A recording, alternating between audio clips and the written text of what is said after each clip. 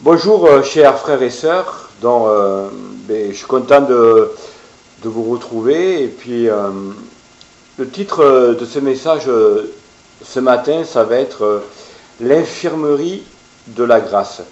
Ça faisait plusieurs jours que Dieu mettait dans le cœur cette pensée d'infirmerie, de soins, et donc je me suis posé la question, mais on est malade de quoi en fait? Et on va lire un passage qui se trouve dans la Genèse chapitre 3 au verset 5. Je vous lis donc. Bien sûr, ça parle de la chute, et voilà ce que dit le verset 5 de Genèse chapitre 3.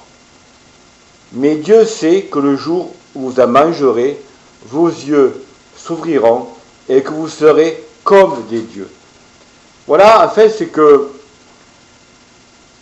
bien sûr, on est pécheur, mais en tant que pécheur, je souffre d'une maladie très grave. C'est que je vais être en fait ce que je ne suis pas. Je vais être Dieu sur moi, et malheureusement aussi, je vais être Dieu sur les autres. Voilà ma maladie en fait.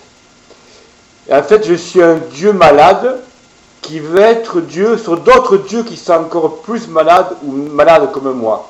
Et ça fait quoi? Eh bien, ça fait des catastrophes. Ça fait des guerres, ça fait des conflits, ça fait de la méchanceté, ça fait du bien sans Dieu. Donc on est des malades.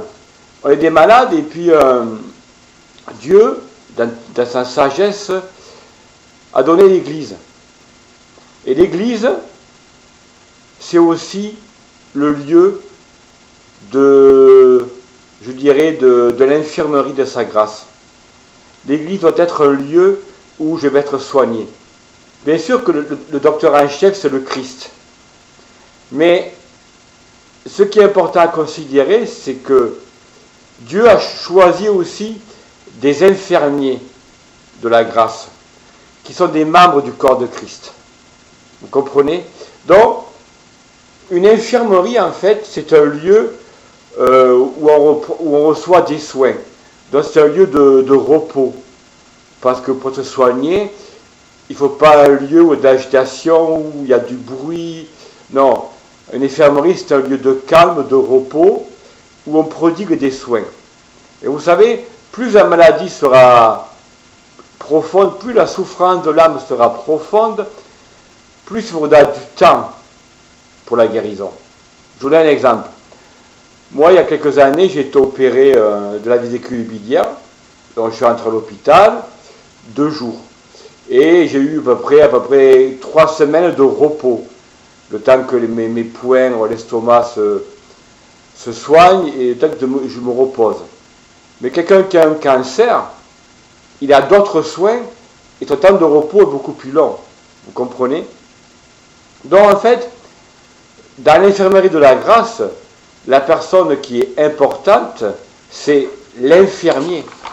Celui qui va soigner en fait. Et qui dépend bien sûr du docteur en chef, qui est le Christ. Donc un infirmier, il est là pour soigner, il n'est pas là pour tuer quelqu'un. D'accord? Quand vous allez à l'hôpital, vous n'allez pas à l'hôpital pour vous faire tuer. En général, vous allez à l'hôpital pour vous faire soigner. D'accord? Et en fait, je m'aperçois que tout le monde ne peut pas être infirmier de la grâce dans l'Église. Je ne dis pas ça pour dire qu'elle est supérieure ou les inférieure, c'est pas ça. Mais il y a des dons, des appels différents qui sont distribués par cet esprit. On verra ça après. Vous savez, dans le monde, pour être infirmier, il faut faire au moins 3 ans d'études. On doit être formé. On ne s'improvise pas infirmier, on ne s'improvise pas dentiste, on ne s'improvise pas plombier, non. On doit être formé pour acquérir la connaissance qui va vous permettre d'exercer le métier ou l'appel dont Dieu nous a appelés ou donnés. Alors, je m'aperçois que dans la vie spirituelle, il y a un principe fondamental qui est le suivant. Parce que l'infirmier de la grâce, auparavant, aurait été un malade en fait. Quelqu'un qui a passé une épreuve, quelqu'un qui a souffert. Pourquoi? Parce que c'est quelqu'un qui sera passé par les mains du médecin en chef qui est le Christ. Par celui qui a les mains de la grâce pour guérir. Donc, l'infirmier de la grâce sera celui qui aura été guéri. Car il sait la souffrance, il connaît l'épreuve, et il saura discerner dans le corps de Christ celui qui souffre, celui qui a une blessure, parce que lui-même, auparavant, sera passé dans le temps de l'infirmerie de la grâce. Vous comprenez? Donc, on sait que le chef de l'infirmerie, c'est le Christ. Et le chef, donc, va donner à ceux qu'il appelle pour être infirmiers des dons pour soigner. Et vous savez que la parole de Dieu crée des choses. On voit dans la Genèse que Dieu parle et Dieu crée. Et la parole de Dieu, proclamée sous l'inspiration du Saint-Esprit, sera une parole de guérison pour l'âme des personnes qui souffrent, pour l'âme qui est infirme, pour l'âme qui est malade. Vous savez, comme je l'ai dit, on ne s'improvise pas infirmier de la grâce. On est passé par les mains du chef de la grâce qui est Christ, et on est en train, tous les jours, d'apprendre sous lui la grâce de Dieu.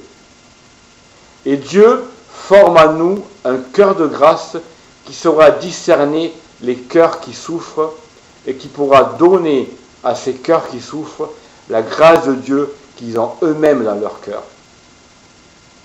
On ne fabrique pas la grâce de Dieu, on ne l'invente pas, on ne fait pas une copie, on doit, comment je dirais ça, le Christ doit nous apprendre sa grâce, le Christ doit nous attendrir le cœur, pour que nous, on puisse avoir un cœur tendre par rapport au cœur qui souffre.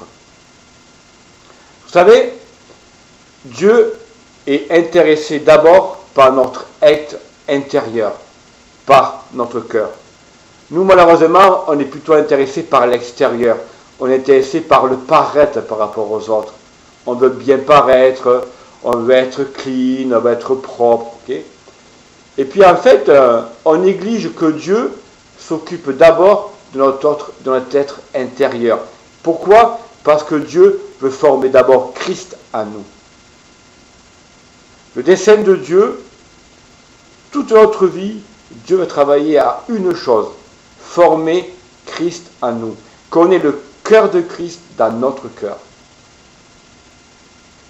Et le Christ étant le chef de l'infirmier de la grâce, Christ étant le docteur, le médecin en chef, il va nous donner son fardeau pour ceux qui souffrent dans le corps de Christ. Il va nous faire revoir, il va nous donner du discernement pour dire une parole à propos qui va soigner un cœur qui souffre. Pourquoi nous, souvent les chrétiens, on a tendance à juger rapidement? Parce que on est fixé sur le paraître des gens. Parce qu'on regarde d'abord l'extérieur des gens. Donc, si l'extérieur des gens ne nous plaît pas, eh bien on va faire quoi? On va juger, on va condamner. Mais à l'intérieur de la personne, il y a peut-être quelqu'un qui souffre, quelqu'un qui a une épreuve, et son extérieur n'est pas réellement ce qu'il est lui, à l'intérieur en fait, vous comprenez? Donc, demandons à Dieu de nous donner du discernement pour voir un cœur qui souffre, et ne pas se baser uniquement sur un extérieur des gens. Vous comprenez? Parce qu'en fait, l'infirmerie de la grâce, on a vu, est un lieu de repos, de soins, mais c'est aussi un lieu de transformation du cœur. Donc, dans l'infirmerie de la grâce, Dieu veut soigner des cœurs, mais aussi il veut transformer des cœurs. C'est pour ça que le dirigeant, celui qui va superviser l'infirmerie de la grâce, c'est l'Esprit de grâce, l'Esprit du Christ, c'est le Saint-Esprit. C'est lui qui va donner les soins approprié au cœur, parce que seul l'Esprit de Dieu sonde les cœurs. Vous comprenez? Donc je vais vous lire 3 passages d'un proverbe qui parlent de l'esprit de vie, qui donne à bon escient la parole de vie à un cœur qui est malade. Et d'abord, je vais vous lire Proverbe chapitre 12, verset 25. Proverbe chapitre 12, verset 25.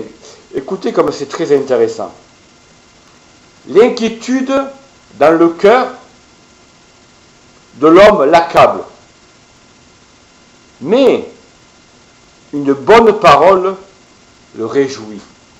Une bonne parole.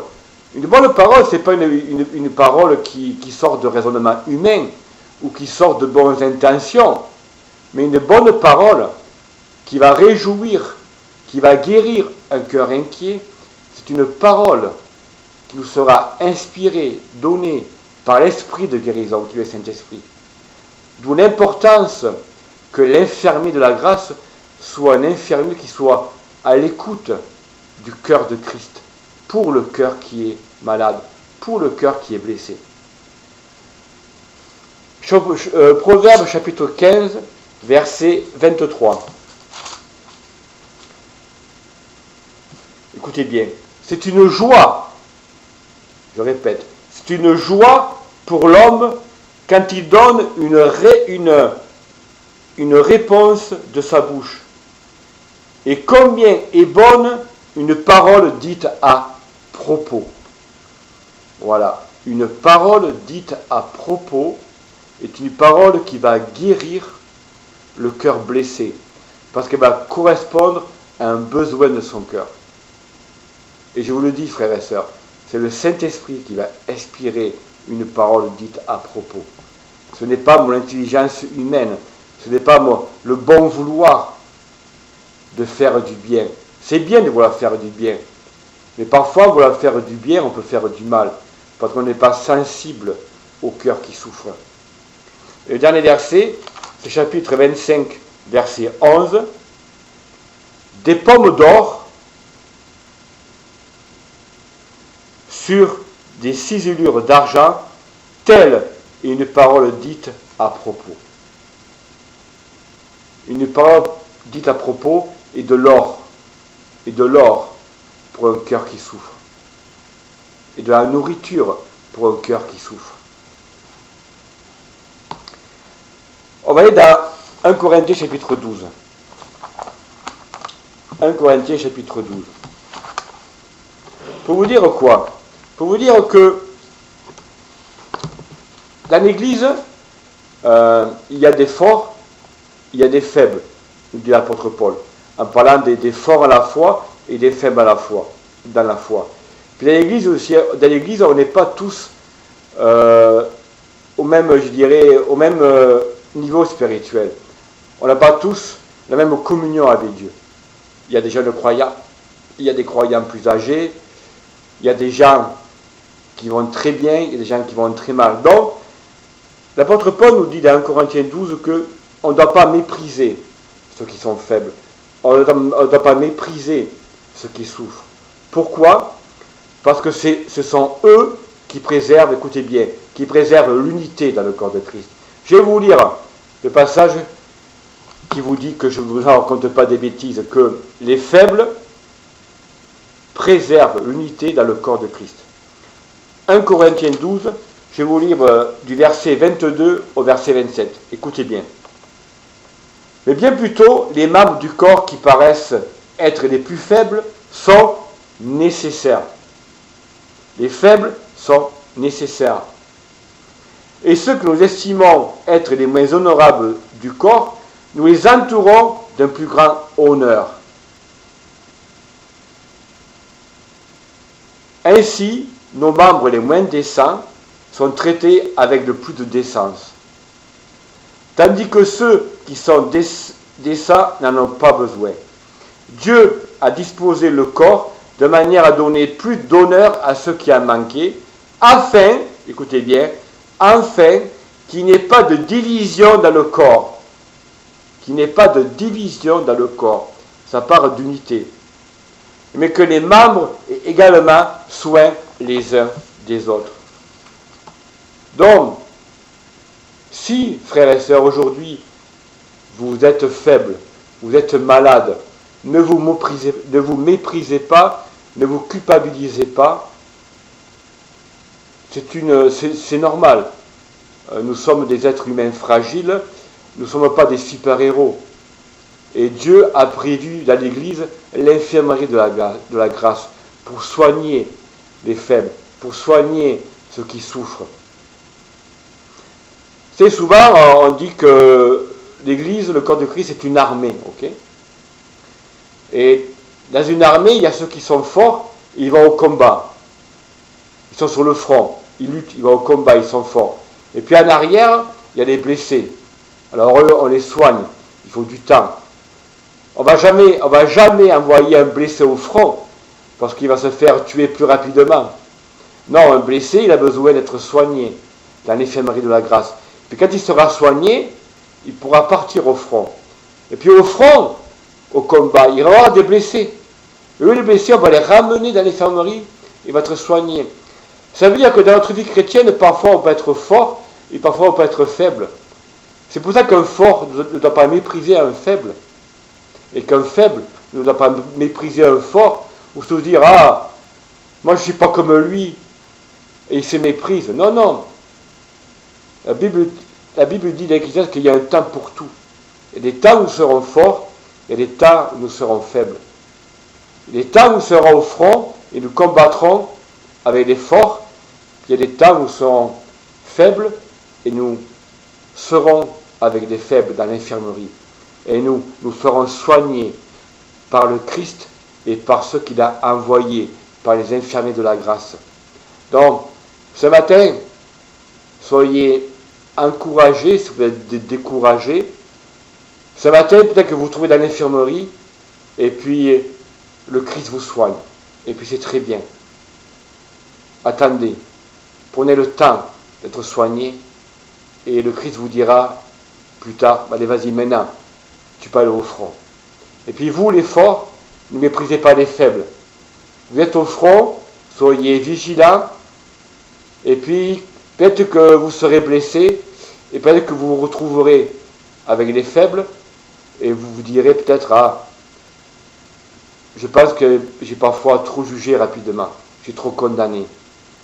Et rappelez-vous que les faibles sont là pour conserver l'unité dans le corps de Christ. Il ne faut pas que les forts tombent dans l'orgueil. Il ne faut pas que les forts tombent dans le jugement. Donc bénissons Dieu pour l'infirmerie de la grâce. Bénissons Dieu pour les forts. Bénissons Dieu pour les faibles. Amen. Passez une bonne journée. Que Dieu vous bénisse.